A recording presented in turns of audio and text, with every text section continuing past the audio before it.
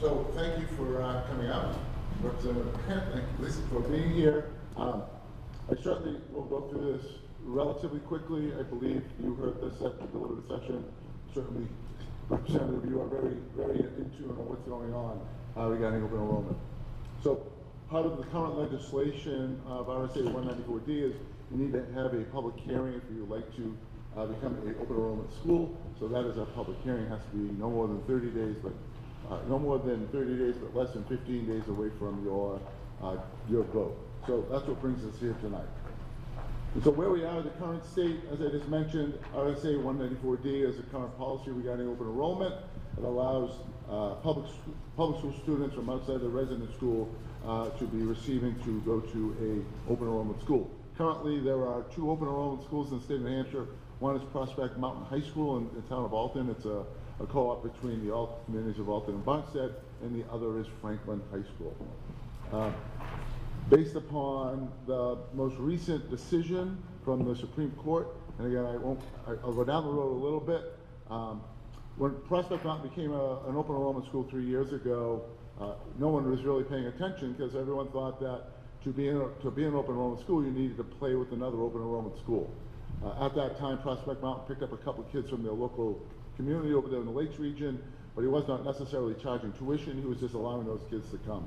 The third year, he sent bills out saying that you folks that I'm taking your students from or that are attending here, you owe me 80% of your cost per pupil for a payment for those students who attend Prospect Mountain High School.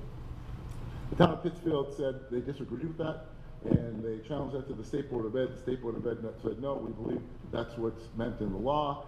They then took that decision and they brought it to the New Hampshire Supreme Court, and the Supreme Court in December came out and said, no, you will pay an open enrollment school, you will pay any public school that has not become an open enrollment school will pay for a student to go to an open enrollment school. So what that sort of triggered at that point in time was a little bit of, I don't want to say panic, but a little bit of nerves specifically for the people in the Lakes region. Part of the open enrollment current law says there are no transportation provided, and special ed costs will be conferred by the sending district. So people weren't that worried.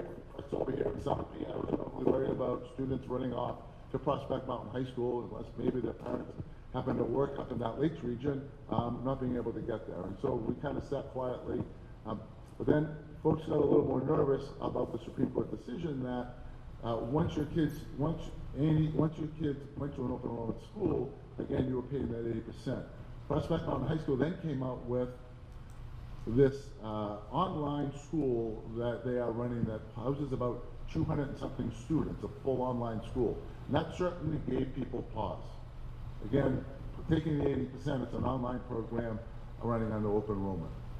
Which then started asking people, I can remember having this conversation back in back in late November, January with the Southwest superintendents. Is anybody thinking about becoming an open enrollment school? Because if you are, I like to know what that is so that I can, make sure that I'm in line and not leaving ourselves vulnerable. And what I mean by leaving ourselves vulnerable, I have a concern right now with the current legislation as it's written regarding local tax dollars leaving our town and going to a different community. I don't have an issue with school choice. I do have an issue with the funding formula and how it's currently set up. Move that forward.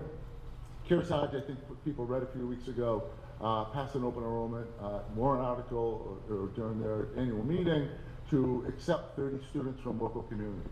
And so at that point in time, talking with our attorney, we had already had this conversation. Sunapee right now receives 90 tuition students from some of our smaller communities around this area. And those, under current legislation, those agreements could stay in place. But I was also worried about potentially some of those kids being siphoned off and going to Kearsarge. But I wanted to be able to hold true to our communities that we have tuition agreements with, but at the same time protecting local tax dollars and not knowing what those potential numbers for open enrollment may look like coming in. We set a limit of 0 and 0, which you can see here in our warrant article. And the RSA, current RSA, does say that you can set a number between 0 and 100, or a percentage between 0 and 100, and 0 being the number. Our attorney felt good with that. I know there are other school districts across the state that have taken similar angles on this. Most school districts are taking a 0 and then a small percentage of kids that are coming in, but no kids going out. And again, that, to me, that has to do with some of the funding that goes behind that. So that's why we're here. This is what's going to show up on your on the warrant article in March 10th. But since then, there certainly has been a lot of things that have transpired. One of them being a couple of bills that have come out. That's 101, 571, was seeking, and some of these came up from last year, complete open enrollment from across the state. So what it meant was if you were a resident of New Hampshire, you could then attend any public school within the state of New Hampshire. And again, that money would travel with 80%. That was getting fast-tracked through the Senate. Senate Bill 101 was getting fast-tracked pretty quickly to the point where it had crossed over and it was going to be put on the House floor, I think, about 2 weeks ago. And you'll see here in I'm going to jump forward here just quickly. What happened in that time period is I know the governor got a sniff of it, and the governor said she's not excited about the way it's currently worded, wasn't necessarily going to be supportive. Didn't give specifics, but that certainly put a little bit of pause to this. And in the case now, and I know Rep. Grant's here, but that Senate Bill 101 has been, and actually open enrollment has been sent back to a committee of Congress. And our understanding is that committee will spend a year and we'll look at sort of the funding formula of it, some of the wording within it, and come out next year with a new LSI, potentially be voted upon and passed. So, what does that mean for us right now? That means that really it's really important that we become an open enrollment school, because only if you're an open enrollment school can you set your thresholds. So if we don't pass a warrant article this year based upon current legislation, that any student in the town attends the Sunapee schools could go to an open enrollment school, and 80% of our cost per pupil, $25,000 a student, goes with them to the receiving district. And we want to be very careful again to keep local tax dollars local. And I think what this warrant article has done for me, and where I started and where I'll finish with it, is it protects our district for the year. That's all I'm doing. I'm protecting our district for 1 year. Understanding legislation will change. I know it will change. I'm happy it's not changing right now. I do think taking a year to look at this allows us to just let the dust settle, let new legislation get written, and then we have the opportunity to deal with that legislation as it comes forward.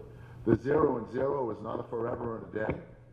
0 and 0 can be amended by the school board once you become an open enrollment school. So once you become an open enrollment school, the school board can go back again under current legislation, and it can adjust those thresholds.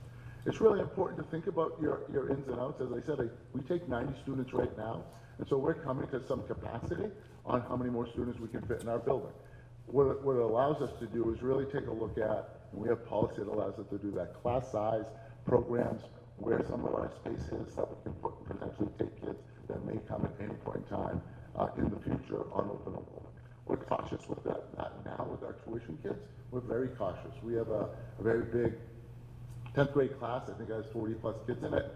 Let me give you a different thing. We have a big 3rd grade class that has 42 kids in it. We want to be careful that our policy talks about anything over 22, we would potentially look to add another teacher. One of the things we can do now with our tuition kids is they're not costing us any more money, because our sort of tipping point, we're turning our lights on, our teachers are there, we're filling the classrooms. Filling a couple extra seats with tuition kids just brings in revenue, doesn't bring revenue at the door. We have to be careful with open enrollment, because if we don't set our thresholds the way we need them, student comes in and now all of a sudden we're forced to potentially maybe pick up extra staff that we didn't have to incur when we were just setting our limit at a reasonable rate based upon our policy. So that's me in a nutshell. I do have a video that, if you like, if you haven't seen it, I think it's worth seeing.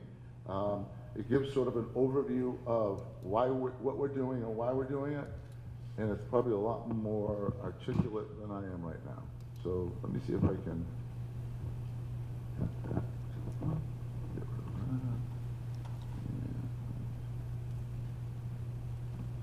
We're tackling a really interesting puzzle.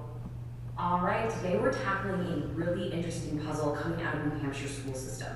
There's this new law, and it's caused this really surprising reaction. A strategy that honestly, at first glance, just makes no sense at all. So let's get right into it. So here it is. This is the big mystery we're gonna unpack. It sounds pretty weird, doesn't it? Why would a school district say yes, we'll join this new open enrollment program, only to turn around and set the participation level to 0%? I mean, why even bother? But, there's actually a very smart, very deliberate logic behind this move, and we are gonna figure it out together. Okay, so to really solve this thing, we've got to start with the basics. We need to understand the new rulebook that everyone's playing by. And it all boils down to one specific state law, a law that's really shaking things up for schools and families all across New Hampshire. So here's the law itself, NHSRSA 194D. Basically, it lets families apply for their kids to go to public schools outside their own district. It sounds simple enough, right? But here's the catch. The key words you gotta pay attention to are if the receiving district participates. That little word if, that's where this whole puzzle really gets started. Because the law is all about giving families more choice. But for the school districts, that choice can create a whole new world of problems. And right there, that's the core problem, isn't it? You've got this tension. What looks like a fantastic opportunity for a family can be a massive headache for the school district trying to juggle its budget and its staff. Let's break down what this looks like from both sides. So for families, the benefit is obvious, right? More choice, maybe access to a program their homeschool doesn't have. But for the districts, it gets a lot more complicated.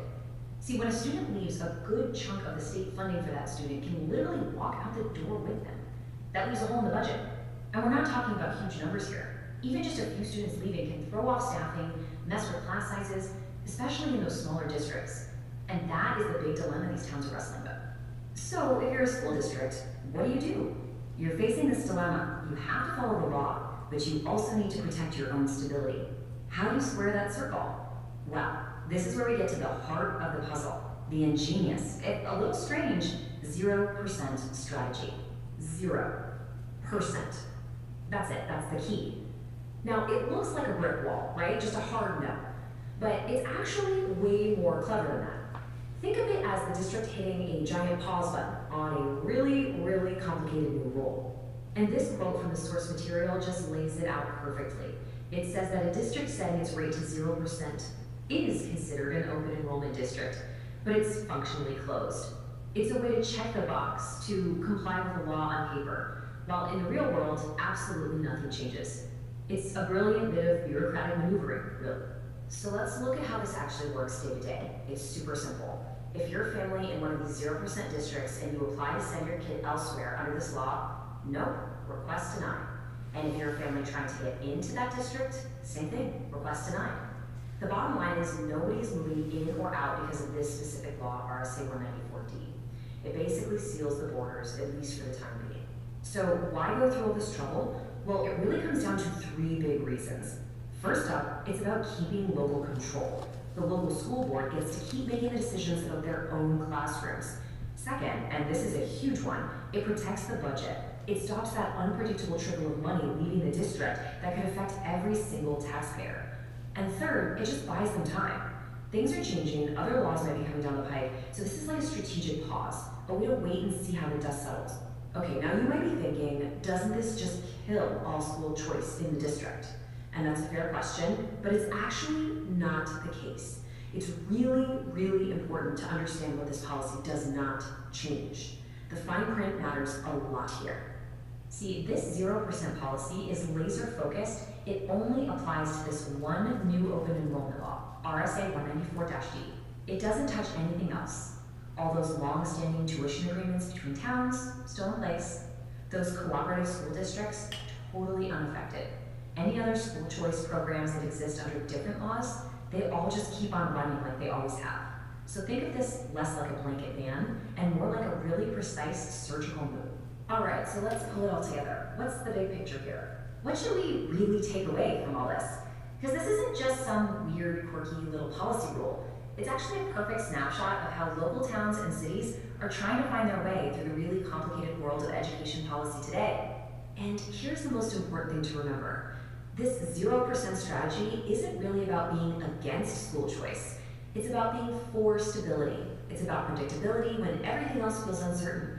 It's just a tool, a way for these districts to manage change on their own terms, carefully and with a lot of thought. And super important to point out, this decision is not set in stone. It's not permanent. A district can say 0% today just to keep things stable, but the school boards, they're gonna look at this every single year. And down the road, if things change, if the budget looks different, if the laws change again, they have the power to just change the number. They can raise that percentage and open the doors. It's a strategy for right now, not necessarily for good. And all of this really leaves us with that one big question, the one that's at the very heart of this whole debate. And it's not just in New Hampshire, you see this happening all over the country. How do you find that balance?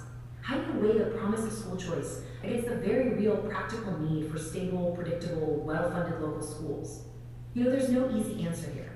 But by understanding a strategy like the 0% solution, at least we can see the challenge and what's at stake a whole lot more clearly. So at this point, if folks have questions, I'll do my best to answer them. What I got? Yeah, please. Now you can say what. Okay. I'll try and speak loud. So, you know, I have a number of questions, but I'll start with the first one. What happens if this fails? What if it doesn't pass the vote? So we won't be an open enrollment school, which means our students are susceptible to attend other open enrollment schools that are in this area. And secondary to that, the students that are currently enrolled are protected. Correct. Correct. But we can't, if it passes, we can't accept any new students for the fall. Nope, we cannot accept any students under open enrollment. Okay. And something you said about that the school board could adjust the percentages. At what point, why wouldn't it have to come back to a town vote? Because if we're voting 0%, why wouldn't it have to come back to a town vote to say, no, we want to do 10% or 50 or? Great question. So the way the current law is written is once the legislative body votes to become an open enrollment school, the school board then has the authority to adjust those percentages. Okay. Not the town, the school board. Okay. Who are your elected officials. Okay. And then last question is, our grandson goes to school in a different district and he's applying for a charter school to be enrolled in a charter school. Is that impacted by this at all? Because that's a different RSA, right? Yeah. Okay. Yeah. So really, open enrollment is it's a different parent choice if you really think of it that way. So charter school, religious school, homeschool, online school, like those are parent choices. The other one is now open enrollment. Thank you. Other questions? That's confusing people. Please. So this is a working question. I understand what you're saying about this particular law, but if a parent in Sunapee wanted to send their kid to high school in Kearsarge or Newport to play sports, for example, are they permitted to do that? Is there a pathway for them to do that currently? So there is, unless they were paying tuition to go to that school, meaning the parent said, I'd like to go to Kearsarge, we're going to pay Kearsarge's tuition rate out of our pocket, and we're going to become a Kearsarge student. They certainly then have the ability to play sports in Kearsarge. Does that happen? So we have students here that tuition in from other communities, which parents pay 100% of our tuition costs. Okay, all right. They pay 100%. They don't pay the Well, negotiated of our rate tuition costs. of your tuition costs. Yeah. So then, okay, thanks for that. That's just like trying to Yeah. get So- the fundamentals. So there is not a path for our students right now to go play field hockey at Kearsarge. Right. There is a path if the two schools wanted to get together and form a co-op, and a co-op is through the NHIAA, the Hampshire Athletic Association. What it meant was if Kearsarge had an existing field hockey team, they could no longer field the team, they needed help. They could look at us and say, hey, could you help us? How many girls do you have that may want to play field hockey? We'd say, hey, we have 5 or 6. We would join as a co-op. That co-op would last for at least 2 years, and then it would be reviewed every 2 years. Has the board looked at co-op arrangements? We have had an opportunity to look at football co-op, but at this point in time, we have not co-op at any point in time in any sport. Part of our issue with co-oping, I don't want to get true down the wrong path. It's just we're so small that we'll start to deteriorate some of the sports that we have. I see.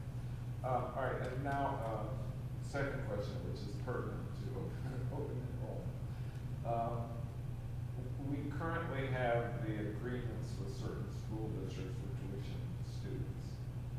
So under the 194D law, students coming under open enrollment would pay 80% of their district's, The sending, the sending district's tuition. cost per pupil. So if there were students, well, we're setting it at zero, but if we didn't have it set at zero, and you had students from a sending district that we have a tuition agreement with, could a student who's already going here, who's paying what is specified in the tuition agreement, switch to be an open enrollment student and then have paid the 80%? And because you can play with that. In some cases, it might advantage you, and others disadvantage you. Correct. So it's a little unclear in current legislation. It talks about leaving those agreements alone, which in my mind would say, you fall under the agreement. I'm sure it would be challenged at some point in time.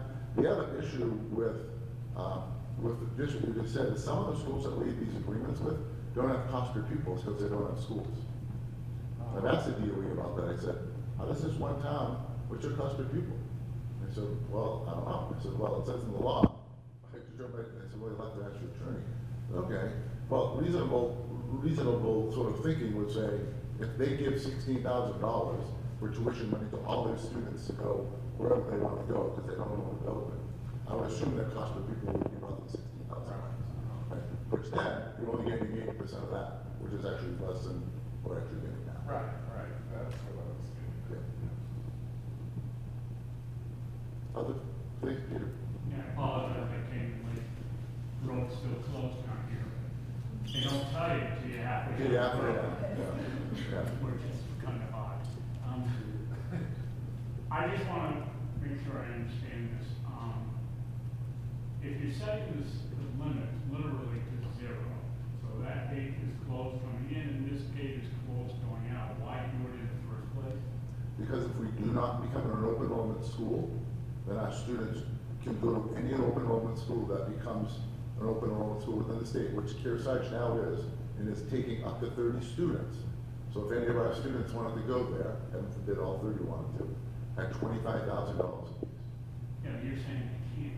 You've got those gates closed. Right, but to set the threshold, they have to become an open enrollment school. So I have to pass. If it doesn't get passed, say this doesn't get passed, we're not an open enrollment school. Which means we have no thresholds. So if some kid wants to go to Kearsarge, the only option he would have is to pay tuition to Kearsarge to get there. Or could he, because if we're not an open enrollment school, my understanding is kids from our district can't go to another open enrollment school through that program. So if we are not an open enrollment school, we do not pass it. So we have no thresholds at all. The only way you can set a threshold is to become an open enrollment school through passing a warrant. Kearsarge just passed a warrant. They are an open enrollment school. We don't pass our warrant. Any of our kids can go to Kearsarge, and we're paying $25,000 a kid to attend Kearsarge. So you're trying basically to keep the kids here. I'm trying to protect us for 1 year till new legislation comes around, which I've kind of kept my eye on this thing for about a year and had an understanding that it was coming that way. But say if we didn't pass, 10 of our kids wanted to go to Kearsarge. That's a lot of money. That's a lot of money that our district has to pay, right? Because we don't get a tax break or reduction in the school system. So I can see where that you would be concerned, and that raises a lot of havoc with the taxpayers. That's right. So what you're trying to do, correct me if I'm wrong, I'm just trying to get my head around it. Please. I'm gonna go home and my wife's gonna ask me all kinds of questions, so I just wanna make sure I understand.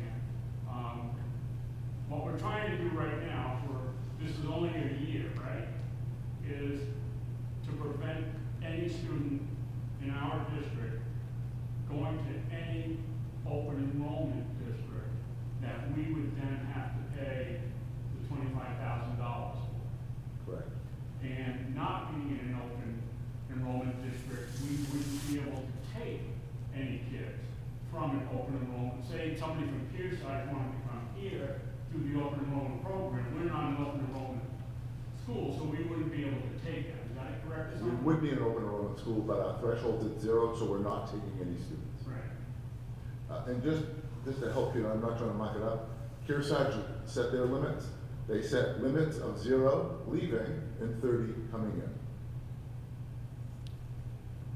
So they're trying to net it out.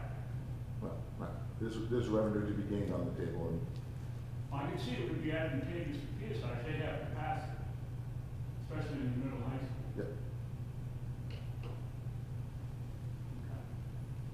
Peter. How many other towns have this warrant article on their, One of the slides said there are over 40, that are known right now, over 40 communities that are looking to pick this up, and probably more. and there's roughly 100 SAUs? Roughly 100 SAUs. So I know most of them are high schools, right? I know there's in a couple elementary schools, but most are in high school. Like Henniker, John Stark has one where, Hillsborough, I believe, is looking for one. So they're kind of scattered. And part of that, again, most people are playing the defensive game of sending 0 but taking some, or taking 0. But at some point, they just, if everybody passes an open enrollment, 0 going, then there's no students going anywhere. And again, everyone's playing the defensive game for the year, knowing that potentially open enrollment is becoming universal next year with some different boundaries around it and funding around it. And being that we take tuition students, 80, let's say, and we set a threshold of 10, how would you even deal with saying to communities on the 10, we'll take you at 80% of your cost, and yet the other 70 that we have, we're charging you the full cost that we charge. Think of the 80 students. How would you say I'll take 10 and then charge full boat for other people? And I think we use Goshen as an example that we're getting 16.5, but 80% on that, they'd end up dropping down to paying us roughly $13,000. It certainly becomes wrongly competitive. How's that? Where Don't we lose control of that money that we send away? We don't have control over how that school district is going, use that money, that $250,000 if 10 go to Kearsarge. And we're still responsible for special education if they go there, but again, we don't have the control that we do keeping taxpayer money here. You have no representation in Kearsarge. Do we know right now how many Sunday students go to other schools, have opted? Do we have any way of knowing that? we don't have students that are in other schools right now. We have students that live in Sunapee that have never, in my understanding, have never been into our school, that attend maybe different charter schools or may have DFA accounts or our homeschool or go to religious schools. Okay. So that would include, Not okay. But we don't know what that number is right now. Yeah, because most of those kids have never been Have here. never been here, so they're never. Right, we're never really enrolled our average children. I see. So you commented about only getting 80% of the current tuition that's being charged to students that come in from other towns, right? So 8% of 16,000 is whatever, less than 16,000. What would prevent the school board from raising that tuition? So the school board actually is raising its tuition rates over the next 2 years. It's 3% every year, which it certainly can do. I can tell that I want to be careful, but the town that we're all talking about, that we're not talking about, has made it very clear. And here's our cap at $16,000. It's not based off of our tuition rate, it's based off of what the towns identify what they'll pay per student. We just use 16,000 as like a number, so. I'm sorry, I just want to hear, That's why we're here. how many students we have coming in from other We districts? have 90 students right now, 90 students between students from other choice districts in our region, parent paid, employee paid, and or some districts pay. And those, about 90 students right now. And all those students from other districts or parent paid are responsible for their own special education costs and transportation. So those don't impact us at all. So 90 out of how many? Or 480, 40? 480. Thank you.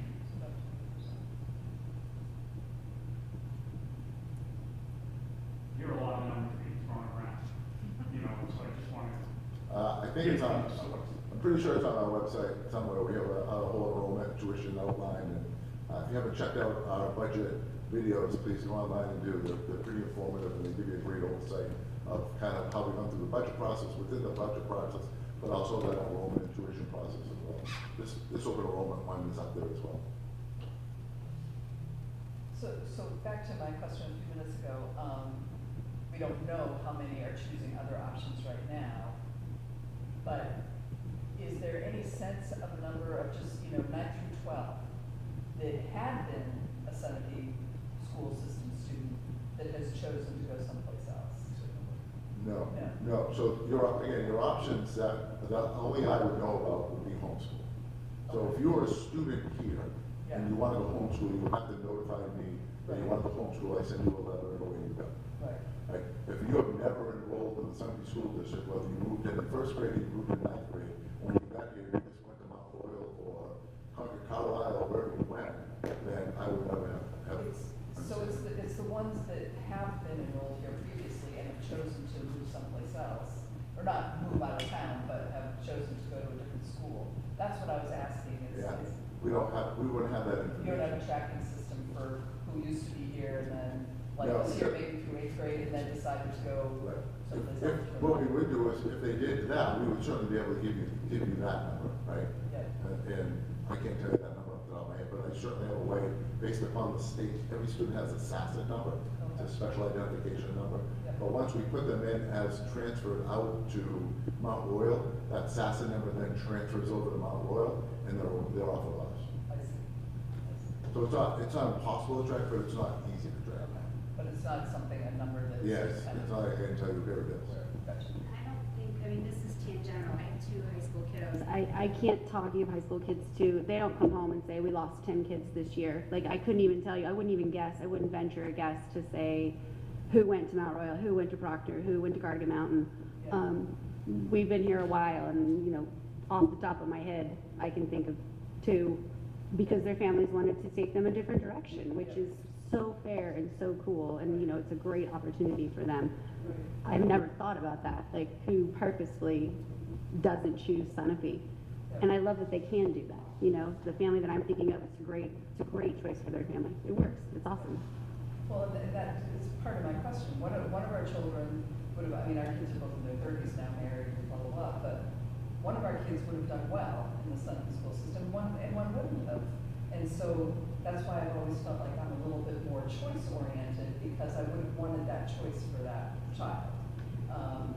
But hearing that it's kind of like a 1 year, bookending, just doing the stopgap, that is helpful information. I didn't realize that piece, so thank you. And I think the difference in the families I'm talking about, Sunapee Schools does not contribute for a kiddo who chooses to go. And that's why this makes me nervous, because Sunapee Schools would pay for that. And I appreciate the work that Russ has done, and we've been talking about this for a long time. And I still sit here, Peter, and I'm like, wait, tell me one more time. Like, I don't understand how, because it's like, this is the house that Jack built. It's like, if this happens, then that happens. But if this happens, then this happens. It's changed again, and thank you again for continuously keeping us updated. The uncertainty personally makes me really uncomfortable. And this is the only way that we can try to understand it. How do we stay on it? How do we protect ourselves as best we can and keep our kiddos, top of mind? It's weird. Out of curiosity, who came up with the language is this universal language that's being used in other schools that For are? the warrant article? Yeah, No, I actually wrote the warrant article and the Empire Attorney. yeah. So it's. Great, sure. I'll defend it if it ever went to court, which it won't. But- So that's why I But you needed want to that hear. ability, yeah. So I needed to hear, we can defend it. I just want to, Amanda had a great point. We do not, there are no tax dollars that leave the students that go homeschool, EFA, Catholic school, religious school, wherever it may be. Some of that money may come from the state, out of the children's education fund or EFA money, but it's not coming directly out of, so you know, it's coming out of your budget. Well, this is now coming out of your budget, going to that other district. I don't know. And as Linda mentioned, it could exceed the 25,000 if it's a child with special education needs.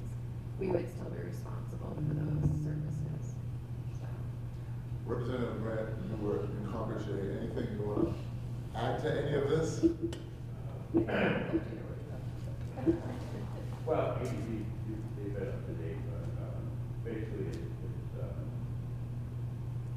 Senate to the creating Congress to address concerns that the towns have been showing, correct the language that is maybe confusing, and we will come back on next year.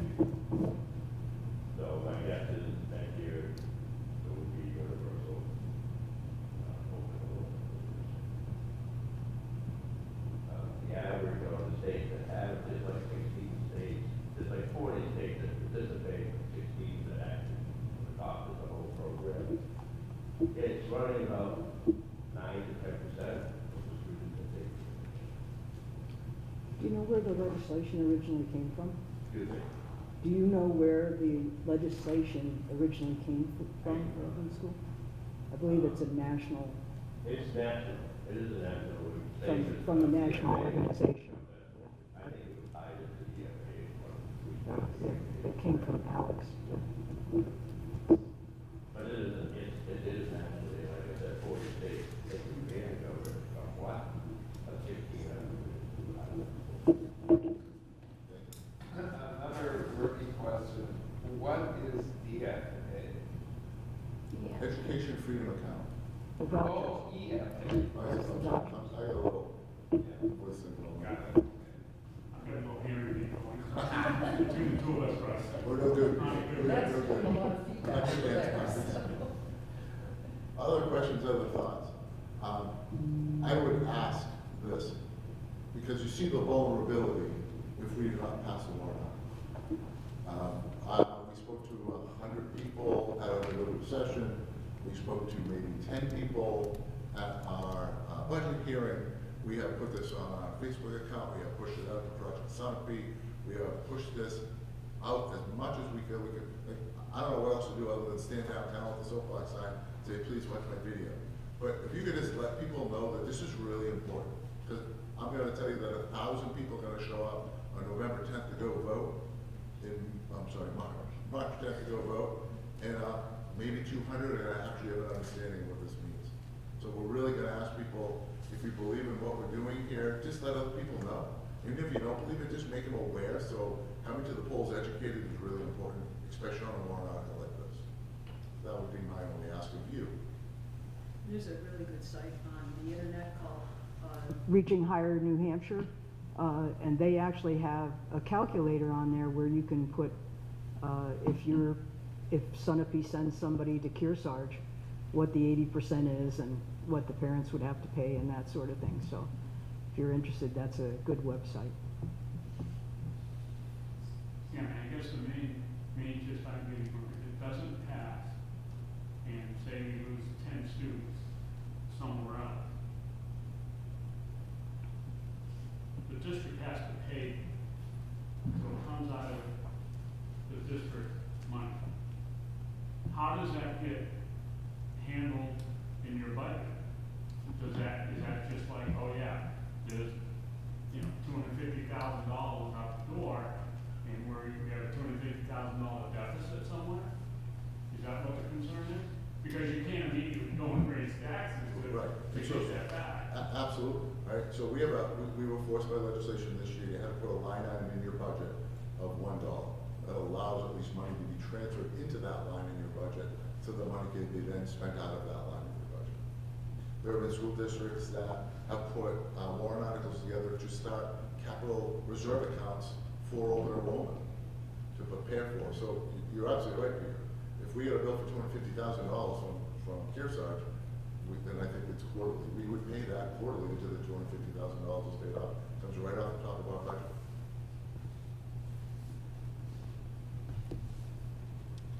So I'm sorry, I feel like I'm like even lower than a novice here. I think we all are. I'm trying to conceptualize, I feel a little bit like what Amanda said, like, okay, help me understand. So right now, if somebody goes to a different school, if a student chooses to go to Kearsarge, because we keep using that, right now, without any of this passing, does our school pay for them to go, or does just a parent have to pay? We don't pay anything. Okay, all right, that helps me understand better. But if students come here, parents also pay, or some towns do pay also, right? Like, If you're one of our towns that have choice, that allow parents to come here, yeah, if our threshold is more than what they give, that parent picks up the the difference. difference, okay, all right. It's clear for a moment. It gets fuzzy again, believe me. Can kids only decide to leave district at say, the beginning of the year? That's a really good question, Peter. So right now, the legislation talks about once a year. So you can go and come back, but that's it. So you could do it mid-year? Yep. There's also a little concern, again, we're gonna go down a little bit of a rabbit hole. Think about your sport teams. So the NHLA says you can only transfer for academic reasons. Well, I like to go to Kearsarge because I believe they have a great STEM program and I want to go there. Okay. Well, you know what? I think I want to go back to Sunapee because it's basketball season now, and I think they have a really good gardening program, whatever. Right? I'm coming back. Right? So I think that's part of some of the language that has to be looked at. That's being addressed, and they're gonna have a deadline enrollment, so you can't do forward. You can't ship around. But that's the stability part of the equation. So now I'm confused. Welcome to our room. We are looking to pass something to counteract a law that hasn't been put in place yet. We are looking to pass something based upon the current law that is in place. Okay. So there's an open enrollment law in place. 194D. How long has that been in place? Since 2014, I believe, or 2019. Okay, why haven't we talked about this since? So, no, because it's been an open enrollment schools. So 3 years ago, Prospect Mountain became the first open enrollment school. And it didn't interest us to the point where we had always had tuition agreements and students, and so that was our opportunity to continue to bring students to us. Alton Barnstead said, we have all these little small school districts around us. We have no way to get other kids in our declining enrollment. Superintendent said, hey, there's this thing over enrollment. If we go into it, I think we can potentially get kids. Great idea, wonderful, and that's how they ended up getting a couple kids. First year they had 10, second year they had 20, this year they have 30. So this is for current legislation. So what do you anticipate if there is a way to predict and anticipate what that legislation will look like going forward then? Because So I if think- this is just a stopgap for a year. I think as Rep said, Grant said, I think it will be universal open enrollment. Means once, if you're a New Hampshire resident, New Hampshire, you can go to any school that you'd like to go to. Again, there'll be no transportation. We'll see what happens with special ed costs. I'm gonna assume they're gonna stay with the sending district. They'll look at what that funding looks like. They'll set a timeline on when you can go and how many times you can go and when you can't go. And then I think school districts are then just gonna have to start building some of that into their potential budget.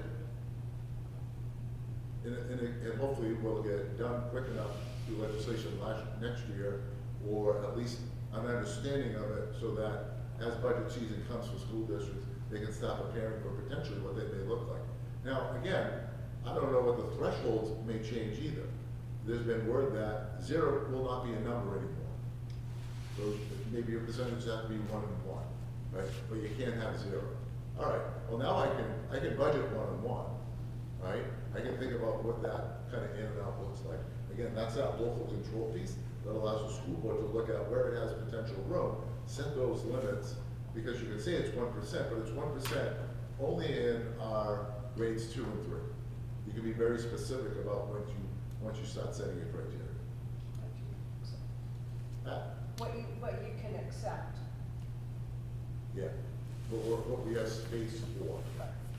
And again, we're still obligated, if a family of 10 moved into Sunapee, and and they were in second and third grade, and 5 and 5, we're responsible for putting those 5 kids in each one of those classes and still trying to maintain our class size policy. So it's a little bit of a chess match, but you have to be thoughtful. The good news is we've been thoughtful because we've been doing tuition students since, well, Ed, whenever Ed started. I was a tuition student here in 1989. There you go. So we have a good understanding of how to watch our levels and thresholds. That's it? We good? If there are, if there are other, if something comes up, please don't hesitate, reach out to my office, give me a call, send me a phone call, whatever it is, email. I'll be happy to get back in touch with you and answer your questions. Thank you so much for all the hard work you've done on this, Russ. Well, thank you for being here. Thank you all. We'll call a meeting